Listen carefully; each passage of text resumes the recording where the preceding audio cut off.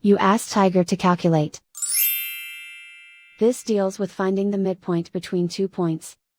The midpoint between the 2 points is -12, -82. Let's solve it step by step. Plot the 2 points and calculate the midpoint using the formula. The coordinates of point 1 are, x1 equals -51, y1 equals -72. The coordinates of point 2 are, x2 equals 27, y2 equals -92. PM represents the midpoint of the 2 points.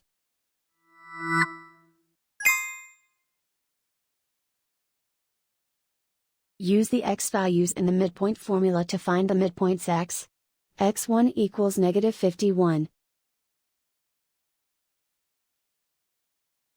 x2 equals 27. Simplify the arithmetic.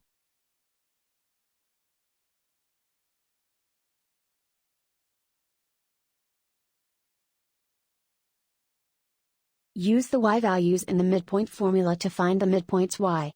y1 equals -72. y2 equals -92. Simplify the arithmetic.